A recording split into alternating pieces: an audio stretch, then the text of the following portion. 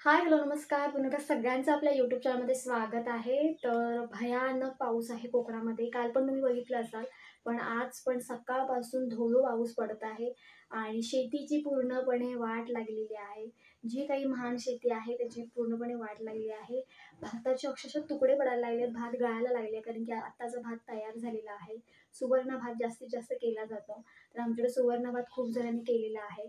तर सगळं गळून जातोय भात, कारण की पाणी पण एवढं पडतं, त्याच्यामुळे तुकडा खूप पडतोय भाताचा.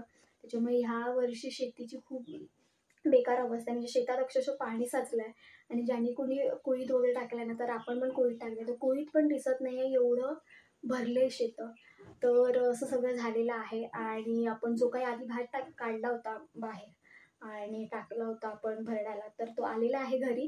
आणि आज तुम्हाला बघायला मिळेल की कशा पद्धतीने भात कोकणामध्ये हे केला जातो, पाकडला जातो. त्यानंतर ते कसं स्टोअर करून ठेवला जातो.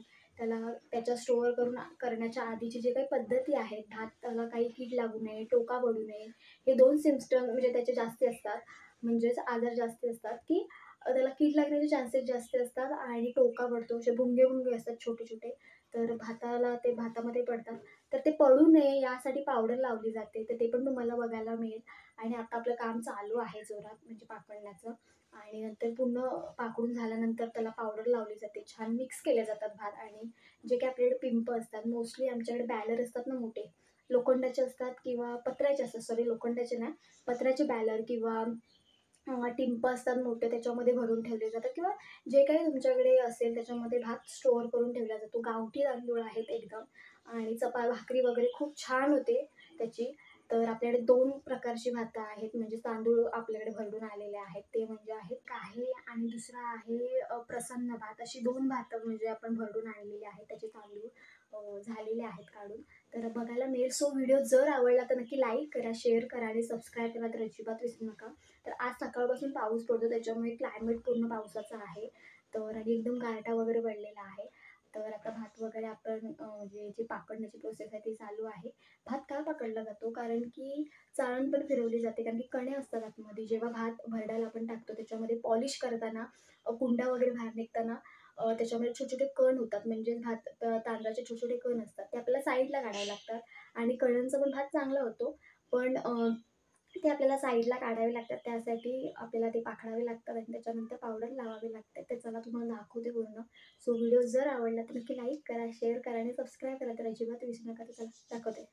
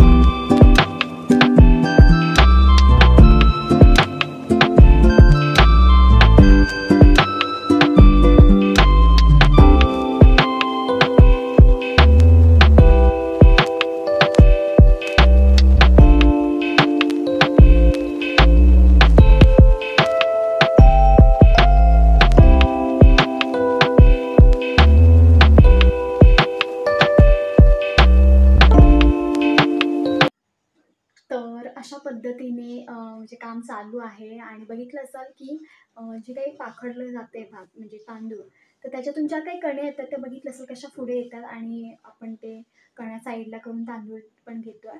पण आपण कण्या काय टाकून देणार नाही आहोत. कण्यांचा पण वापर केला जातो, कण्यांचा भात पण केला जातो. खिरीसाठी पण कण्या खूप चांगल्या असतात. तर आत्ता ना मी तुम्हाला दाखवणार आहे की कोणत्या पद्धतीची पावडर वापरली जाते भाताला लावण्यासाठी, जेणेकरून मगाशी सांगितलं की त्याला कीड लागू नये, टोका पडू नये यासाठी.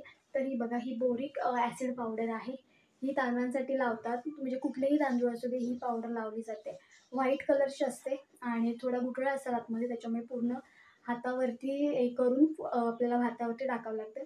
तर ही बघा, तर ही पावडर आपण दरवेळेस लावतो. आणि दुसरं म्हणजे आपण जसं तांदळाला लावतो त्याच पद्धतीने भाताला पण आपण ही पावडर लावतो.